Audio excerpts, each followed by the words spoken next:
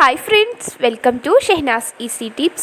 അപ്പോൾ ഇന്ന് ഞാൻ വന്നിട്ടുള്ളത് റവ ഉപയോഗിച്ചിട്ട് വളരെ എളുപ്പത്തിൽ തയ്യാറാക്കാൻ പറ്റുന്ന ഒരു കിഡിലൻ ലഡ്ഡുവിൻ്റെ റെസിപ്പിയുമായാണ്. അപ്പോൾ വീഡിയോയിലോട്ട് പോകുന്നതിന് മുന്നേ എൻ്റെ ചാനൽ ഇതുവരെ സബ്സ്ക്രൈബ് ചെയ്തിട്ടില്ലെങ്കിൽ അല്ലെങ്കിൽ നിങ്ങൾ ഈ ചാനൽ ആദ്യമായാണ് കാണുന്നതെങ്കിൽ പ്ലീസ് ഒന്ന് സബ്സ്ക്രൈബ് ചെയ്തേക്കണേ. കൂടെ വരുന്ന കുഞ്ഞു ബെൽ ബട്ടണും കൂടി മറക്കാതെ ക്ലിക്ക് ചെയ്യുക. ബെൽ ബട്ടൺ അമർത്തുമ്പോൾ ഓൾ എന്ന ഓപ്ഷൻ പ്രസ് ചെയ്യാം. അപ്പോൾ നമുക്കിനി നേരെ വീഡിയോയിലോട്ട് പോയാലോ.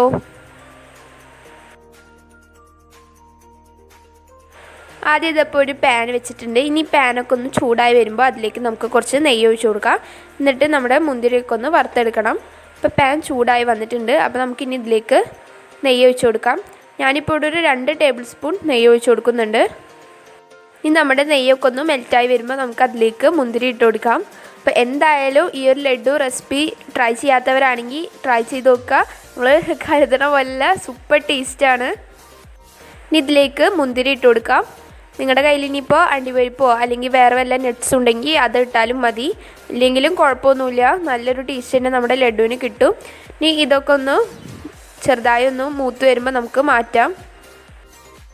മുന്തിരിയൊക്കെ കോരി മാറ്റിയതിന് ശേഷം ഈ നെയ്യിലോട്ട് തന്നെ 1 കപ്പ് അളവിൽ റവ ചേർത്ത് കൊടുക്കാം. ഇതിപ്പോൾ വറുക്കാത്ത റവയാണ്. വറുത്ത റവ ആയാലും വറുക്കാത്ത റവയിലൊന്നും യാതൊരു കുഴപ്പമില്ല. ഇനി ഇതൊക്കെ നന്നായി ഒന്ന് വറുത്തെടുക്കണം. ഇതിൻ്റെ സ്മെല്ലൊക്കെ ഒരു നല്ലൊരു സ്മെല്ല് വരുന്ന വരെ നമ്മളത് നന്നായി ഒന്ന് വറുത്തെടുക്കുക. കൂടെ തന്നെ ഇതിലേക്ക് ഒരു 1/2 കപ്പ് അളവിൽ തേങ്ങ ചിരവിയത് കൂടി ചേർക്കുന്നുണ്ട്.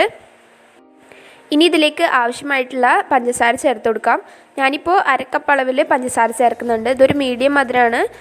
പക്ഷേ നിങ്ങൾക്ക് ഇനി നല്ല മധുരം വേണമെങ്കിൽ ഒരു 3/4 കപ്പോളം ചേർത്താൽ മതി. ഇതെല്ലാം നന്നായി ഒന്ന് യോജിപ്പിക്കാം. പിന്നെ ഇതിൽ നമ്മൾ ചേർത്ത് കൊടുക്കുന്നത് ഒരു 1/2 കപ്പ് അളവിൽ തന്നെ പാലാണ്. അതും കൂടിയും ഒഴിച്ചു കൊടുക്കാം. പാലൊക്കെ ഒഴിച്ചു കൊടുക്കുമ്പോൾ നമ്മുടെ പഞ്ചസാരയൊക്കെ പെട്ടെന്ന് തന്നെ മെൽറ്റായി കിട്ടും.